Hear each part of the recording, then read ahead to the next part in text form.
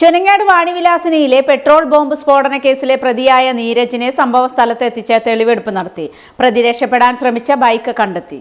ഇക്കഴിഞ്ഞ തിങ്കളാഴ്ച പുലർച്ചെ 2:30 ചുനങ്ങാട് വാണിവിലാസിനിയിൽ നിർമ്മാണം നടന്നുകൊണ്ടിരിക്കുന്ന വീടിന് നേരെ പെട്രോൾ ബോംബ് ഏറുണ്ടായത്. വീട് നിർമ്മാണത്തിനെത്തിയ 2 തൊഴിലാളികൾക്കാണ് ഗുരുതരമായി പരിക്കേറ്റത്. സംഭവത്തിൽ പിടിയിലായ 34-കാരൻ മനയങ്കത്ത് നീരജുമായാണ് പോലീസ് തെളിവെടുപ്പ് നടത്തിയത്. തൊഴിലാളികൾ തന്നെ കളിയാക്കുന്നു എന്ന് ധരിച്ചാണ് നീരജ് അക്രമത്തിന് മുതിർന്നതെന്ന് പോലീസ് പറഞ്ഞു. നിർമ്മാണം നടന്നുകൊണ്ടിരിക്കുന്ന വീടിന് മുന്നിൽ 6 തൊഴിലാളികളാണ് കിടന്നുറങ്ങിയിരുന്നത്.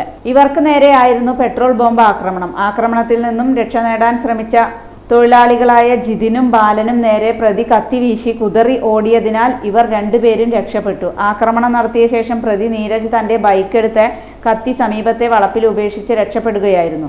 ഒറ്റപ്പാലം റെയിൽവേ സ്റ്റേഷൻ പരിസരത്ത് ബൈക്ക് നിർത്തിയിട്ട് കൊച്ചിയിലേക്ക് ട്രെയിൻ കയറി കൊച്ചിയിലുള്ള സുഹൃത്തുക്കളെ ബന്ധപ്പെടാൻ കഴിയാതെ വന്നപ്പോൾ അവിടെ നിന്നും കോയമ്പത്തൂരിലെ പോത്തന്നൂരിൽ എത്തുകയായിരുന്നു. ഇതിനിടെ ഒറ്റപ്പാലം പോലീസ് അന്വേഷണം ഊർജിതമാക്കിയിരുന്നു. പ്രതിയുടെ സുഹൃത്ത് വലയങ്ങൾ കേന്ദ്രീകരിച്ച് പോലീസ് നടത്തിയ അന്വേഷണത്തിൽ പോത്തന്നൂരിലെത്തിയ അന്വേഷണ സംഘമാണ് നീരജിനെ കസ്റ്റഡിയിലെടുത്തത്. അക്രമത്തിന് ഉപയോഗിച്ച കത്തിയും രക്ഷപ്പെടാൻ ഉപയോഗിച്ച ബൈക്കും പോലീസ് കസ്റ്റഡിയിലെടുത്തു.